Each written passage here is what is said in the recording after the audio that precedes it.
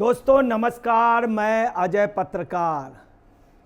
देखिए बांग्लादेशी को किस तरह से रोहिंग्याओं को खोल करके कॉपरेट कर रही हैं ममता बनर्जी। हिंदुस्तान के संविधान का भी उल्लंघन कर रही हैं और गलत बयानबाजी कर रही हैं। कह रही हैं कि बांग्लादेशियों रोहिंग्याओं जो भी बांग्लादेश से आएगा मैं उसको तुरंत सहायता करूंगी, हर तरह से मदद करूंगी, जो भी दरवाजे आ जाएगा, मतलब भारत के दरवाजे। और ये एक अंतर्राष्ट्रीय कानून कहता। इनको ये चिंता नहीं, बंगाल में लोग भूखों मर रहे हैं, बांग्लादेशी रोहिंग्या, पूरे देश की हालत ख़राब बांग्लादेशी रोहिंग्याओं से, और लोगों के निवाले छीन रहे हैं भारतीयों के, और वो लोग कब्जा कर रहे हैं, मगर इनको ये चिंता नहीं है। सिर्फ वोट की लालच की वजह से ये देश बेच सकते हैं, ऐसे नेता लोग राज्य बेच सकते हैं, सब कुछ बेच सकते हैं, सिर्फ इनकी कुर्सी कायम रहे। देखिए किस तरह से कह रही हैं।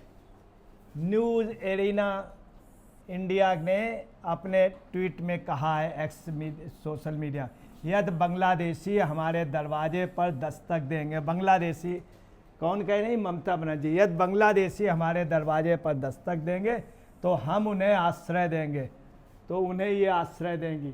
जो लोग वहाँ रह रहे हैं उनको आश्रय अभी तक नहीं दे पाई। जो 1947 के बाद वहाँ हिंदू आ गए थे बांग्लादेश से, उनको आश्रय नहीं दे पाई। मंडल साहब जो वहाँ के मंत्री बने थे, पाकिस्तान भाग के हिंदुस्तान आ गए थे, जिनकी दुर्दशा पे अंबेडकर जी भी बड़ा ताजुब माने थे। अंबेडकर जी ने मंडल जी को मना किया था, उनके अनुयायियों को नहीं दे पाई। दलितों की सबसे बुरी हालत बंगाल में है, सिर्फ ममता बनर्जी के कारण। हिंदुस्तान में 2 जगह दलितों की सबसे बुरी हालत, सबसे ज़्यादा दिल्ली में केजरीवाल ने एक मंत्री नहीं बनाया, एक भी राज्यसभा, और दूसरा इनका दलितों को इन्होंने बांग्लादेशियों को लगवाया, बांग्लादेशियों को बनाया, भारतीय मुसलमानों को नहीं बनाया।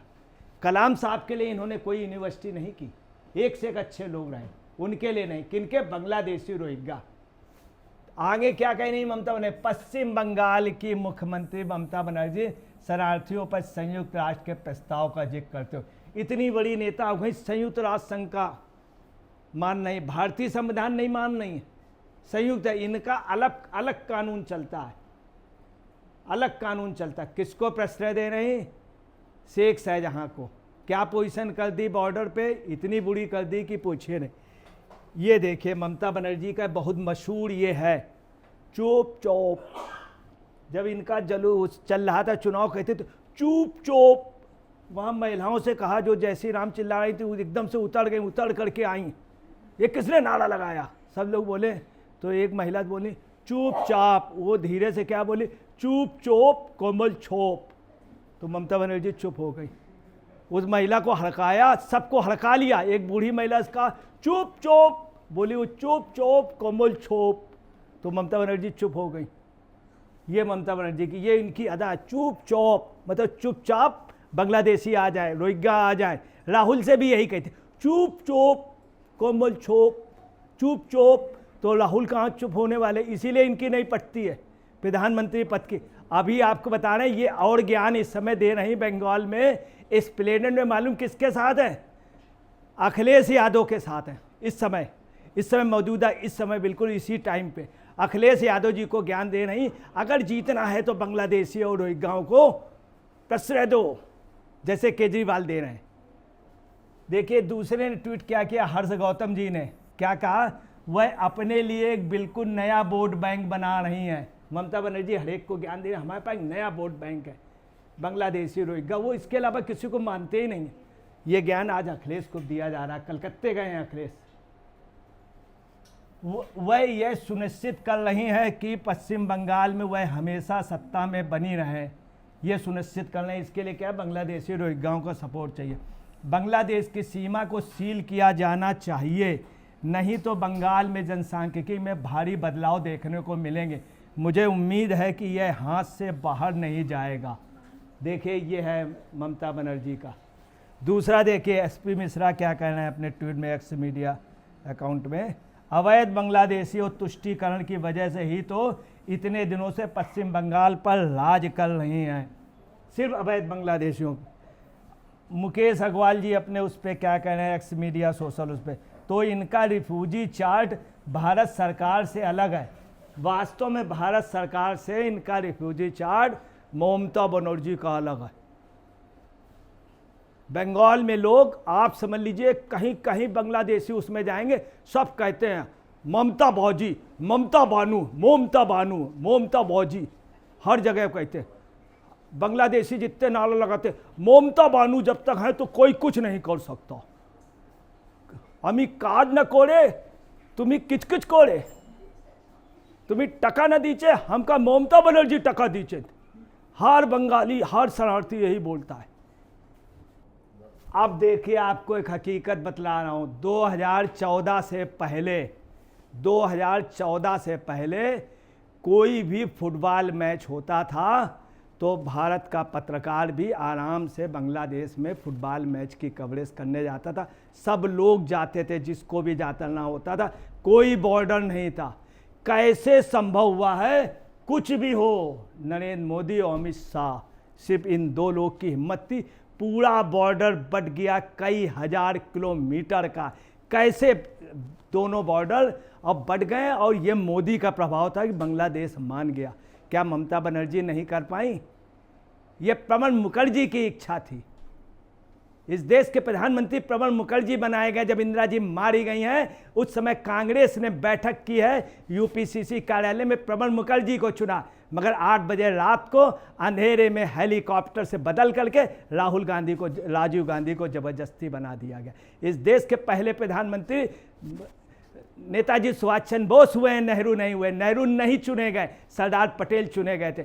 बांग्लादेश के साथ हमेशा, बंगाल के साथ इन्होंने इस देश की आज़ादी में जितना बड़ा योगदान बंगाल का है उतना बड़ा नहीं। और गाना क्या गाया जाता, साबरमती के पूतो तूने कर दिया कमाल। इसीलिए बंगाली सुन लेता, तुरंत लाउड स्पीकर तोड़ देता, कहते भगा उसको। पूरे उसमें गाना गवाया जाता, क्या, साबरमती के पूतो। जैसे बंगाल के पूत, बिहार के पूत, उड़ीसा के पूत, ये पूत नहीं थे, सिर्फ एक साबरमती का ही पूत हो गया। हालांकि उनका आनर है, उनको राष्ट्रपिता दे दिया, और नेता सुभाष चंद्र बोस को कोई नहीं पद दिया गया। ये देखिए इन दो लोगों की पोजीशन, इन्होंने बॉर्डर बांट करके उसमें तार लगा दिए। अगर ये ना बंटता तो हिंदुस्तानी अल्पमत में हो जाते, बांग्लादेशी बहुमत में हो जाते। निश्चित तौर पे आपको बताना कैसे इन्होंने दो काम किए, धारा 370 और ये बांग्लादेश बॉर्डर का। इसका कहें चूंकि ममता बनर्जी के लिए बहुत बड़ा एक काल हो गया। ये देखिए बांग्लादेशियों का, ये देखिए खुलेआम दिल्ली में रहते हैं बांग्लादेशी, खुलेआम, किसी की हिम्मत नहीं है रोहिंग्या। और वहीं पे पाकिस्तान से आए हुए हिंदू जो हैं यहीं के दिल्ली किले के पास, मजनू टीले के पास, तमाम जगह रहते हैं। उनको अभी तक नागरिकता नहीं मिली। ममता बनर्जी ने वहाँ के दलित जो आए उनको अभी तक नागरिकता नहीं दी हिंदुओं के। और मुस्लिम उनको देखिए खुला कह रहे जो आएगा मेरे, और कहती हैं मुझसे राशन कार्ड लो, मुझसे आई कार्ड लो, मुझसे ये कार्ड लो, सब कुछ उनको दे देंगी, और वहाँ के आम नागरिकों को नहीं। ये देखिए बॉर्डर की, अब देखिए क्या पोजीशन, आप देख लीजिए कितना बड़ा बॉर्डर, बॉर्डर के पास इंडिया की तरफ रोड, और रोड के अलावा ये चेक पोस्ट, यहाँ से गाड़ियाँ मूव होती हैं, चेक करती हैं। ये देखिए बॉर्डर पे कितने कटीले तार। ये मोदी और अमित शाह का कमाल है, ये मोदी और अमित शाह का कमाल है। अब देखिए असली सीन जो इतिहास में लिखा जाना चाहिए। बांग्लादेश की आज़ादी की सबसे पहले डिमांड किसने की थी? डॉक्टर श्यामा प्रसाद मुखर्जी ने कहा था पाकिस्तान से बांग्लादेश को अलग करो। इनकी हत्या करा दी गई। ये जनसंघ पूर्व बीजेपी के अध्यक्ष थे। पार्लियामेंट में इन्होंने कहा था ये मिस्टर नेहरू, ये कहा था इन्होंने, और इन्होंने ही कहा था, इनसे ही कहा था कश्मीर में, वहाँ सियाचिन में कुछ नहीं होता तो उन्होंने कहा कि आपके सर पे भी बाल हो जाएंगे, मैं वो हूँ। ये बात इन्होंने और राम मनोहर लोहिया में कही थी, पार्लियामेंट के उसमें रिकॉर्ड है। इनका मर्डर करा दिया गया। दीनदयाल उपाध्याय ने डिमांड की थी कि पाकिस्तान से बांग्लादेश अलग करो, डिमांड की थी। इनका भी मर्डर करा दिया मुगल सराय में। किसका हाथ था? जो उस समय सत्ता में थे, कांग्रेस का नाम लगा था, कांग्रेस का नाम लगा था। ललित नारायण मिश्र की हत्या करा दी, वो भी बिहार के थे, बांग्लादेश की डिमांड की थी कि बांग्लादेश को आज़ादी दो। ये ममता बनर्जी अपना बंगाल का नाम बंगला रखना चाहती। बांग्लादेश की आज़ादी में कोई योगदान नहीं रहा इनका, कोई योगदान नहीं रहा। मेन बात इनकी हिम्मत नहीं हो रही कहने की। अब ये देखिए प्रणब मुखर्जी हिंदुस्तान में सबसे कांग्रेस के राजीव गांधी के बाद में सबसे मजबूत, सबसे बुजुर्ग, सबसे अच्छे लीडर थे। इनको प्रधानमंत्री चुना गया था। जब इंदिरा जी मरी हैं इनके लिए मीटिंग हुई थी और शंकर दयाल शर्मा जी ने गद्दारी कर दी। राष्ट्रपति ने दूरदर्शन के डायरेक्टर से जबरदस्ती बुलवाया गया राहुल गांधी, जबकि इनके लिए तय हो गया था, न्यूज़ हटाई गई। ये देश के प्रधानमंत्री चुने गए थे, मगर रातों रात किसको बना दिया? राजीव गांधी को। राजीव गांधी जब दिल्ली पे उतरे, धर्मदास शास्त्री कांग्रेस के सांसद कहते हैं मेरी माँ मर गई, तुम क्या करते रहे? तो उन्होंने कहा थोड़ा टाइम दीजिए। उसके बाद सिखों को लूटा जाने लगा, मारा जाने लगा, काटा जाने लगा। इनको बनाया जा रहा था। उसके बाद आपको राष्ट्रपति इनको नहीं बनाया गया। हकीकत है राष्ट्रपति इनको बनाने में इनकी विरोधी पार्टी जिसने हमेशा विरोध किया, भाजपा ने भी घुटने टेक दिए, सर झुका दिए थे इनके सामने।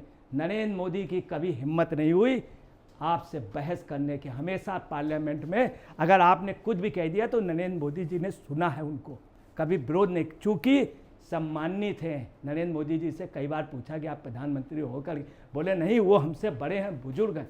पार्लियामेंट में उन्होंने इनके पैर छुए, क्यों? चूँकि सम्मानित थे, इसीलिए इनको देश का सर्वोच्च पुरस्कार मिला इनकी योग्यता की वजह से, राष्ट्रपति की वजह से। जो भी इन्होंने कहा सब ने माना, चूँकि योग्य व्यक्ति थे।